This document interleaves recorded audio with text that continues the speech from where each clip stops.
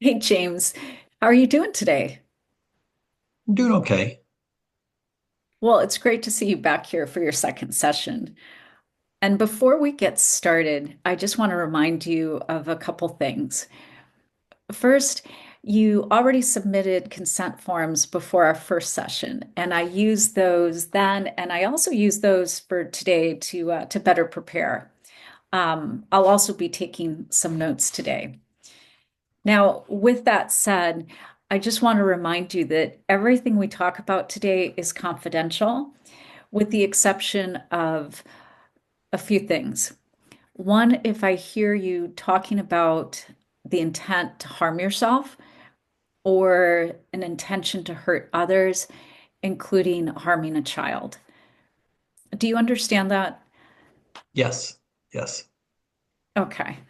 Well, I also want to remind you that I respect your privacy, and that includes all forms of social media. And if we run into each other in public, I won't be acknowledging you just to respect your privacy in all settings. So, last time we spoke, you talked about how it was difficult expressing emotions and that it's never come easy for you. In fact, I wrote down, you said, men don't share feelings. Can we start there today? Sure. Yeah. I just never saw the point. I grew up in a house where you didn't talk about your feelings. My dad didn't talk about their feelings. My brother didn't talk about his. We just handled things. Hmm. It sounds like in that world that you grew up in, handling things meant pushing feelings aside or just keeping them private. Is that right?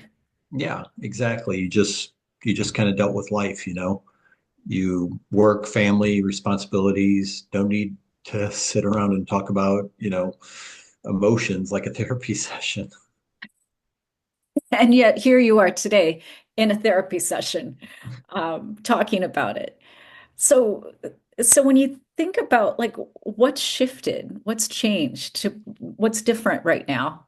Well, my wife, she keeps saying I'm emotionally distant, that she doesn't feel close to me anymore.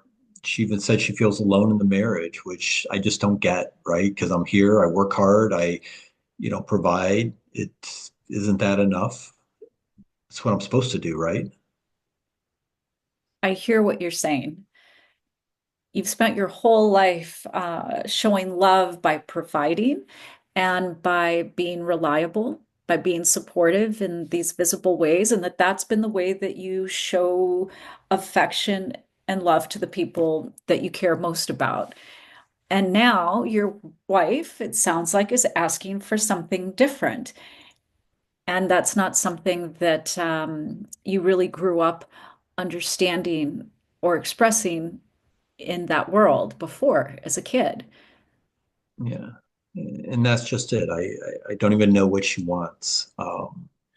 She says she wants me to open up, but I have no idea what that means. I try to ask her what's wrong, but she just says I don't get it. Well, that makes complete sense. You know, you've spent decades in a world where emotions weren't discussed. And honestly, I know what that's like. And now you're being asked to speak this whole new language, and it's not a language that you know. No wonder it sounds confusing. Exactly. I mean, and it is confusing. Like, what am I even supposed to say, right? I mean, I feel sad sometimes. It just sounds weak. Well, it sounds like somewhere along the way, you learned that expressing sadness or any emotion just wasn't really necessary. Or maybe you weren't in a situation that you felt safe to express emotions, maybe even shameful. Yeah, I guess so. I mean, my dad, he never cried. He never talked about feelings. I mean, the one time I saw him break down was when my mom's funeral. And even then, he told me to stay strong for the family. I was 15. Wow, that's a powerful message to have received that to be strong meant that you had to keep it in and that you couldn't show emotion, not even in a situation like your mother's funeral. Um, that moment shaped you, it sounds like, didn't it? Yeah, I didn't even cry. I mean, I wanted to, but I just didn't.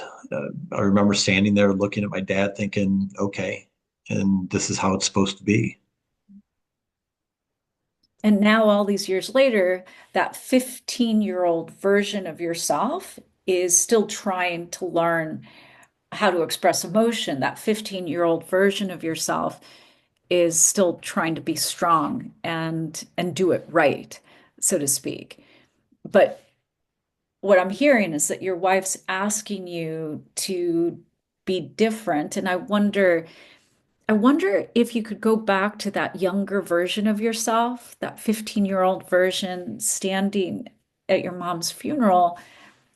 What do you think that 15-year-old version of yourself needed to hear in that moment? I don't know, maybe just someone to tell me it was okay, that I didn't have to be strong, that it was okay to feel it, right? To have feelings. Well, that's exactly what I want to offer you here in these sessions together. You don't have to be strong in this room. You don't have to know all the answers. And in this space, it's okay not to have it all figured out. If that sounds like something you're comfortable with, we can explore it more fully. What do you You know, think? that actually sounds nice. I wouldn't even know where to start though. Well, that's okay. You know, no one wakes up one day and just has it all figured out. It's like when you learned how to drive. Um, at first, it feels weird. It feels even frustrating when you're starting to learn something new before it becomes more second nature. So, like what? Do I need like a training manual for emotions? Well, I mean, something like that. Yeah. If you think about it, we go to school and we study other subjects and we get degrees in these other subjects. But one of the subjects and the things that we don't spend enough time on or get a training manual on is learning the language of emotions. And um, uh, if you think about it, do you have this experience of having a junior high level languaging of emotions, or do you want to work towards a PhD level language of emotions? And if that's what you're interested in, then we're going to build that manual together. Um, and so let me offer this that one, let's start small. So next time you're feeling something, just noticing it. Be in the state of observation. This is a mindfulness practice, which is one of my specialisms. And in observation, you're not getting engaged with what you're observing, that emotion within you. You're not judging it and you're not trying to fix it. You're just watching with some level of curiosity and and just recognizing what it is and then naming that emotion. Um, and we can continue to really explore that path of mindfulness practice. But how does that sound? Just starting small, noticing, paying attention, and then labeling the emotion. Yeah, yeah, I can try that. Well, that's a big step, James. I mean, and I want you to know that I see that effort and it really matters.